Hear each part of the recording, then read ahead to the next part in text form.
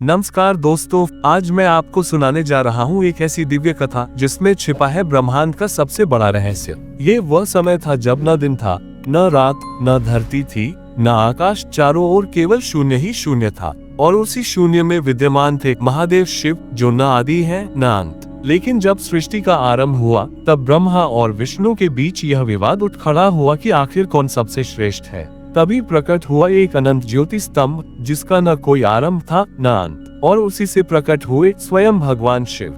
फिर समय आया देवताओं और असुरों के संघर्ष का, जब समुद्र मंथन से निकला प्रचंड हलाहल विष, जिसने तीनों लोकों को जलाना शुरू कर दिया। देवगण भयभीत हो गए। तब वे दौड़े कैलाश पर्वत की ओर और पुकारा महादेव को, और फिर महादेव ने पी लिया वह घातक विष, जिससे उनका कंठ नीलवर्ण हो गया और वे कहलाए नीलकंठ महादेव।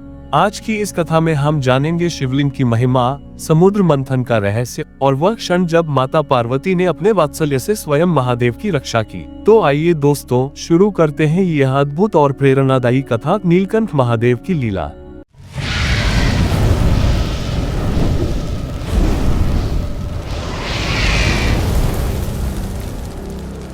कथा प्रारंभ होती है उस समय से जब ब्रह्मांड में न तो दिन था, न रात, न धरा थी, न आकाश, न जल था, न वायु, सब और केवल शून्य फैला हुआ था। उस शून्य के बीच एक अदृश्य, अनिर्वचनीय, निराकार शक्ति विद्यमान थी। वही शक्ति थी महादेव शिव। ऋषि मुनि कहते हैं कि शिव न आदि है न अंत, वे स्वयं काल हैं और काल से परे भी। वे नित्य हैं, अनंत हैं, अखंड हैं। जब कुछ नहीं था तब भी वे थे, जब सब कुछ नष्ट हो जाएगा तब भी वही रहेंगे। एक समय की बात है, जब सृष्टि की रचना आरंभ हुई तो ब्रह्मा ने स्वयं को सृष्टिकर्ता समझा। वे गर्व से बोले, मैं ही सर्वश्रेष्ठ हूँ, ये संसार मेरी ही रचना है, सभी जीव मेरे ही अधीन हैं। उधर विष्णु जी बोले, नहीं ब्रह्मदेव, आप सृष्टि के रचयिता हैं, पर मैं उसका पालन करता हूँ। जीवों का पालन पोषण मेरे बिना असंभव है, इसलिए मैं ही श्रेष्ठ हूँ। दोनों में तीव्र विवाद हुआ। गर्व और अहंकार से उनकी वाणी कठोर हो गई। समस्त देवगण भी असमंजस में पड़ गए कि आखिर कौन श्रेष्ठ है।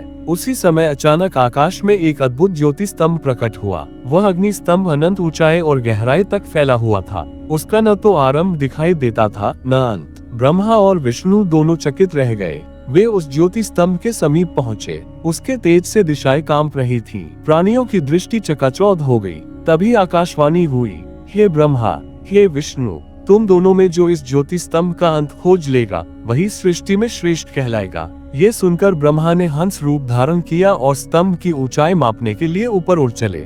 विष्णु ने वराह सुअर का रूप लिया और नीचे की ओर गहराई खोजने लगे। अनंत काल तक ब्रह्मा ऊपर उड़ते रहे, विष्णु नीचे जाते रहे, परंतु न किसी को आरंभ मिला न अंत। विष्णु थककर लौट आए। उन्होंने विनम्र होकर स्वीकार किया, हे प्रभु, मैं आपकी अनंतता का अंत नहीं खोज पाया। आप ही परम हैं, आप ही शिव हैं। परंतु ब्रह्मा का अहंकार अब भी शेष था। वे एक केतकी पुष्प लेकर लौटे और झूठ कह दिया, मैं इस स्तंभ का आरंभ खोज लाया हूँ, मैंने उसके शीर्ष को पा लिया। केतकी पुष्प भी इस असत्य में सहभागी बना और गवाही दी। ज्योति स्तंभ के मध्य से अचानक एक दिव्य स्वर गूंजा। बिजली सा तेज चारों ओर फैल गया। उसी अग्नि ज्योति से महादेव शिव प्रकट हुए। उनकी जटाओं में गंगा विराजमान थी, गले में नाग, शरीर पर भस्म और त्रिनेत्र से अग्नि की लपटें निकल रही थीं। वे बोले, हे ब्रह्मा, हे विष्णु, यह अग्नि स्तंभ मैं स्वयं हूँ। मैं ही आदि और अनंत हूँ। न मेरा जन्म है न मृत्यु। मैं काल हूँ, मैं महाकाल हूँ। हे विष्णु, तुमने सत्य कहा, इसलिए तुम सदा पूजनीय रहोगे। हे ब्रह्मा, तुमने असत्य कहा, इसलिए तुम्हारी पूजा इस पृथ्वी पर नहीं होगी। केवल एक स्थान पुष्कर में ही तुम्हारा पूजन होगा। केतकी पुष्प को भी शिव ने शाप दिया कि उनका पूजन में प्रयोग वर्जित होगा। उस दिन से शिव को लिंग स्वरूप में पूजा जाने लगा। ज्योति स्तंभ का जो रूप ब्रह्मा और विष्णु ने देखा था वही शिवलिंग कहलाया। शिवलिंग प्रतीक है निराकार, अनंत और अखंड ब्रह्म का। ऋषि कहते हैं, जो शिवलिंग की एकाग्र भक्ति से पूजा करता है वह अनंत पुण्य का भागी होता है। उसके सभी पाप नष्ट हो जाते हैं और ततः उसे मोक्ष प्राप्त होता है। ब्रह्मांड के प्रत्येक युग में देवताओं और असुरों के बीच संघर्ष चलता आया है।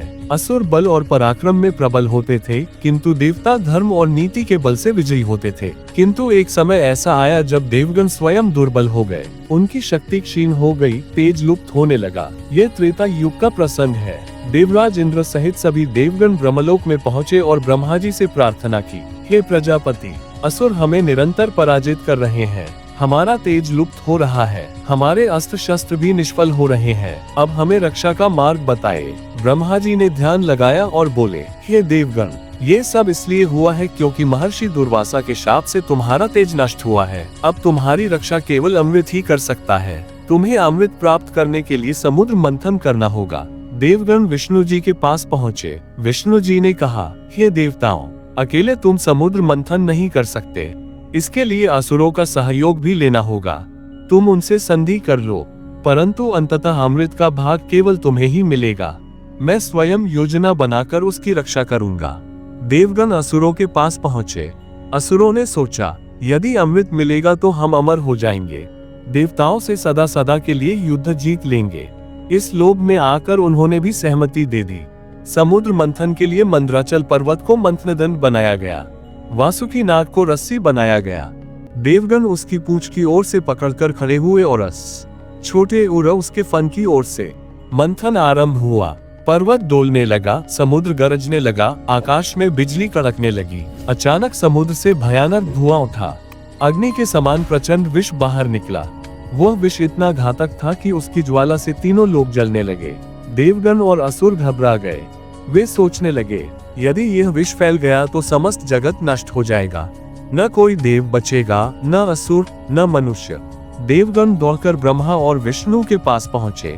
ब्रह्मा बोले, हे विष्णु, ये विष केवल एक ही देवता पी सकते हैं, महादेव शिव। सभी देवता कैलाश पर्वत पर पहुंचे। वहां महादेव ध्यानमग्न बैठे थे। उनके पास माता पार्वती, गणेश और नंदी विराजमान थे। देवगण हाथ जोड़कर बोले, हे विश्वनाथ, समुद्र मंथन से निकला विष समस्त ब्रह्मांड को भस्म कर रहा है। न हम उसे रोक पा रहे हैं, न असुर। केवल आप ही उसकी ज्वाला को शांति दे सकते हैं। कृपा कर हमें बचाए। महादेव ने करुणा से मुस्कुराकर कहा, देवताओं, ये सृष्टि मेरी भी संतान है। यदि इसका विनाश हो गया तो मेरा भी अस्तित्व व्यर्थ हो जाएगा, अतः मैं इस विष को धारण करता हूँ। इतना कहकर शिव ने अपनी कर कमल में विष लिया और पी गए। वह विष इतना घोर था कि यदि पेट में उतर जाता तो शिव का भी विनाश कर देता, परंतु शिव ने उसे अपने कंठ में रोक लिया। विष के प्रभाव से उनका कंठ नीला पड़ गया। तभी से वे नीलकंठ महादेव कहलाए। माता पार्वती को भय हुआ कि विष से कहीं शिव को कष्ट न हो। उन्होंने अपने हाथ से शिव के कंठ को पकड़ लिया और विष को नीचे उतरने से रोक दिया। शिव ने कहा, देवी, तुम्हारे इस वात्सल्य से ही यह विष मेरे लिए अमृत बन गया है। अब ये सदैव मेरे कंठ में रहेगा। देवगण प्रसन्न होकर बोले, हे महादेव, आप ही त्रिलोकी के रक्षक हैं। आपने स्वयं कष्ट सहकर हमें जीवन दिया। आपकी महिमा का वर्णन कोई नहीं कर सकता। सभी देवताओं ने मिलकर महादेव का स्तवन किया। आकाश से पुष्प वर्षा हुई।